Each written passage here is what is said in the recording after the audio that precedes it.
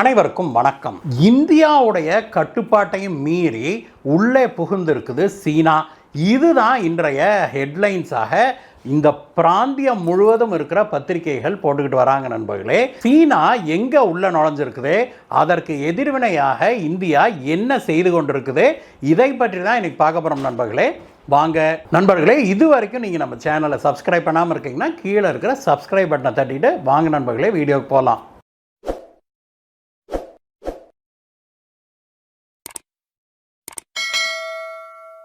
கடந்த பல தசாப்தங்களாக இந்தியா பங்களாதேஷோடு நல்ல நட்புறவை பேணி காத்து வந்தது. அதற்கேற்றார் போல பங்களாதேஷும் இந்தியாவோடு ஒரு நல்ல நட்பு நாடாகவே பழகி வந்தது. இந்தியாவுக்கு எதிரான செயல்களில் பங்களாதேஷ் ஈடுபடாமல் இருந்தது. சீனா எவ்வளவோ முயற்சித்தும் கூட பங்களாதேஷுக்குள்ள பெரிய அளவில் உள்ள பூர முடியல சீனாவால். அதற்கு காரணம் பங்களாதேஷுக்கு இந்தியா வழங்கி வந்த பெருத்த ஆதரவு தான். ஆனால் இது எல்லாமே அங்கே 7.5 யூனிட்ஸ் உள்ள நுழைஞ்ச பிறகு எல்லாமே தலைகீழாக மாறி போச்சு.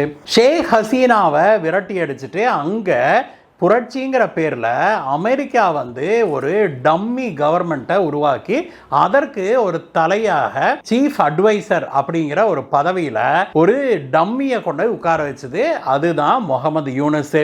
அமெரிக்காவில் தன்னுடைய ரிட்டையர்மெண்ட் வாழ்க்கையை வாழ்ந்து கொண்டு வந்த யூனுஸ் திடீர்னு பார்த்தா பங்களாதேஷுடைய தலைவராக இறங்குறாரு. அதற்கு பிறகு முழுக்க இந்தியாவுக்கு எதிரான செயல்களிலேயே பங்களாதேஷ் ஈடுபட்டு வந்தது. அப்பொழுதுதான் இந்தியாவுக்கும் பங்களாதேஷுக்கும் பயங்கரமான விரிசல் ஏற்பட்டது.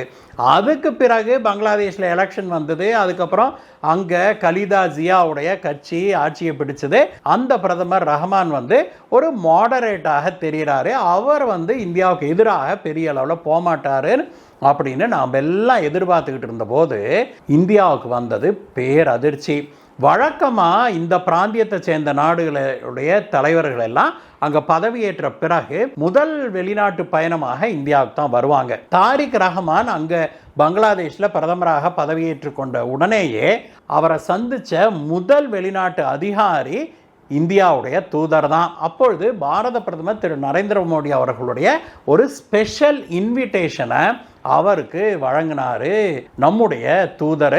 இந்தியாவுக்கு பயணம் மேற்கொள்ளுமாறு அதில் பிரதமர் அவர்கள் அழைப்பு விடுத்திருந்தார். ஆனால் தாரிக் ரஹ்மான் அதை ஏற்றுக்கொள்ளவில்லை. ஒரு சில நாட்கள்லேயே அவர் சீனா கிளம்ப போகிறாரு அப்படிங்கிற செய்தி வந்தது. இது இந்தியாவில் பயங்கரமான ஒரு கடுப்பை ஏற்படுத்துச்சு அப்படின்னு சொல்லணும். அதை நம்முடைய அமைப்புகள் மூலமாக நம்முடைய அதிகாரிகள் மூலமாக இலைமறைவு காய்மறைவாக பங்களாதேஷுக்கு உணர்த்தப்பட்டது. அப்படி நீங்கள் மீறி சீனாவின் பக்கம் சாஞ்சிங்க அப்படின்னா அதனுடைய பின்விளைவுகளை நீங்கள் சந்திக்க வேண்டியது வரும் அப்படின்னு இந்தியா கோடிட்டு காமிச்சதுனால தாரிக் ரஹ்மான் சரி, நான் இந்தியாவுக்கும் போகல சீனாவுக்கும் போகல, நான் வேற பக்கம் போகிறேன்ட்டு மலேசியா கிளம்பி போனார்.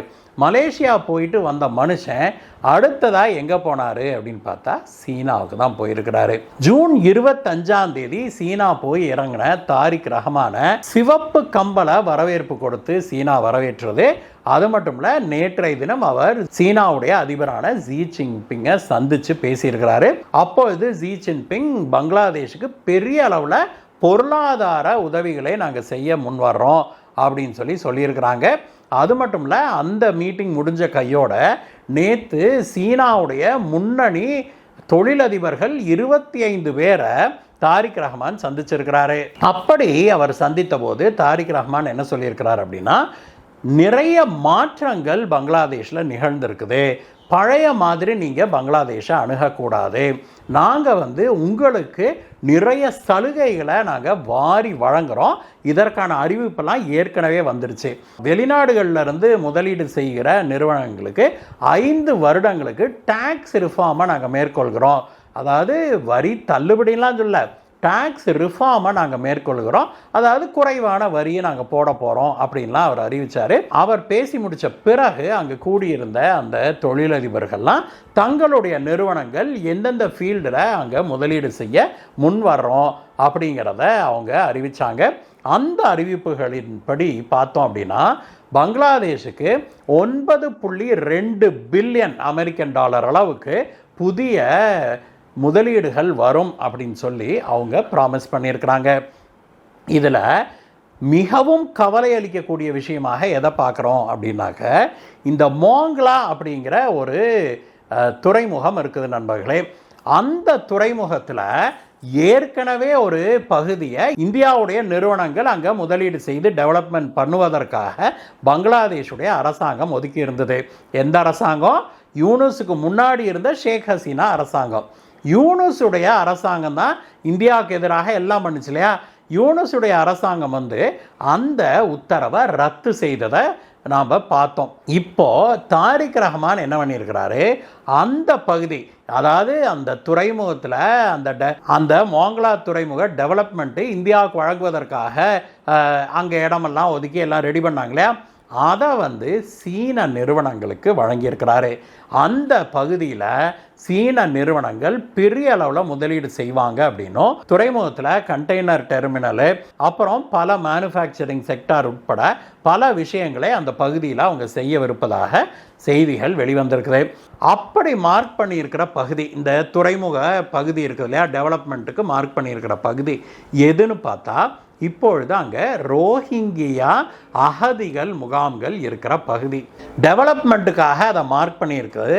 அது மட்டும் இல்லாமல் இதை சீனாவுக்கு வழங்கி இருக்கிறதுனால உடனடியாக அங்கே இருக்கிற ரோஹிங்கியாகளெல்லாம் காலி பண்ண போகிறாங்க, அங்கேருந்து இடம்பெயர கட்டாயப்படுத்த போகிறாங்க அப்படின்னு சொல்லி எதிர்பார்க்குறாங்க. இதுவும் இந்தியாவுக்கு பெரிய அளவில் வருத்தம் அளிக்கிற விஷயம்தான். ஏன் அப்படின்னா, அந்த மோங்லா துறைமுகம் இந்திய எல்லைக்கு அருகாமையில் இருக்குது. அதனால் அங்கேருந்து ரோஹிங்கியாக்களை விரட்டி அடித்தது பங்களாதேஷ் அப்படின்னா, அவங்க எல்லை தாண்டி இந்தியாவுக்குள்ளே வருவதற்கான வாய்ப்புகள் அதிகம். அதே போல் அங்கேருந்து மியன்மாருடைய எல்லையும் பக்கம்தான். அதனால் அங்கேருந்து ரோஹிங்கியாக்கள் திரும்பி மியன்மாருக்குள்ளே போகிறதுக்கான வாய்ப்பும் இருக்குது அப்படிங்கிறாங்க. ஆனால் மியன்மாரில் இருந்தால் அவங்க விரட்டி அடிக்கப்பட்டாங்க. அதனால் திரும்பி மியன்மாருக்கு அவங்க போகிறது கொஞ்சம் அரிது. அதற்கு பதிலாக அவங்கெல்லாம் இந்தியாவுக்குள்ளே நுழையிறதுக்கு தான் ட்ரை பண்ணுவாங்க அப்படின்னு சொல்லி எதிர்பார்க்கப்பட்டது. நல்ல வேலையாக இந்த சமயத்தில் மம்தா பானர்ஜியுடைய ஆட்சி அங்கே இல்லை. அதனால் ஓரளவுக்கேனோ இந்த பிரச்சனையை நம்ம கட்டுப்படுத்த முடியும் அப்படின்னு சொல்லி பலரும் எதிர்பார்க்குறாங்க. இந்த விஷயமெல்லாம் வைத்து பார்க்கும்போது பங்களாதேஷ் இப்பொழுது பெரிய அளவில் சீனாவின் பக்கம் சாஞ்சிருச்சு அப்படின்னும், மோங்லா துறைமுகம் மட்டுமல்ல, மேலும் சில ஹைவேக்கள் போடுறதுக்கும், அப்புறம் சீஸ்டா ரிவர் ப்ராஜெக்ட் இருக்கு இல்லையா, இதையும் சேர்த்து எல்லாம் சீனாவுக்கு வழங்குது பங்களாதேஷ். அப்படிங்கிறதுனால சீனாவுடைய அந்த பெல்ட் அண்ட் ரோடு இனிஷியேட்டிவ் திட்டம் இருக்குது இல்லையா, அந்த திட்டத்தில் பங்களாதேஷ் இனி பெரிய அளவில் சேரப்போகுது. பெரிய அளவிலான பிஆர்ஐ திட்டங்கள் அங்கே பங்களாதேஷ்குள்ளே வரப்போகுது அப்படிங்கிறது உறுதியாயிடுச்சு. ஒரு பக்கம் சீனா அங்கேருந்து ஜின்ஜியாங் பகுதியிலேருந்து பாகிஸ்தான் ஆக்கிரமிச்சு வச்சிருக்கிற அந்த காஷ்மீர் பகுதி வழியாக நேராக குவாதார் துறைமுகம் வரைக்கும் சாலை போட்டு வச்சிருக்குது. அப்போது அங்கேருந்து நேராக இந்துமா கடலுக்கு இப்படி சேர்றதுக்கு ஒரு வழி இருக்குது பாகிஸ்தான் வழியாக.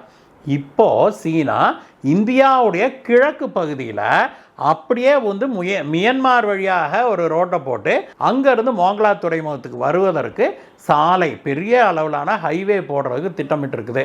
அதாவது இந்தியாவுடைய கிழக்கு பகுதியிலையும் சரி மேற்கு பகுதியிலையும் சரி இப்படி சாலைகளை அமைச்சு இந்தியாவை சுற்றி வளைக்கிறதுக்கே சீனா திட்டமிட்டுருச்சு அப்படிங்கிறதான் உண்மை. அது மட்டும் இல்லை, ஒரு போர்க்காலத்தில் இந்துமா கடலை அடையிறதுக்கு சீனாவுக்கு இது எளிதாகவும் இருக்கும். அதனால் சரக்கு போக்குவரத்துக்கோ அல்லது அவங்களுடைய இராணுவம் இந்தியாவை நோக்கி வருவதற்கோ இது பெரிய அளவில் உதவும் அப்படின்னு சீனா திட்டமிடுது.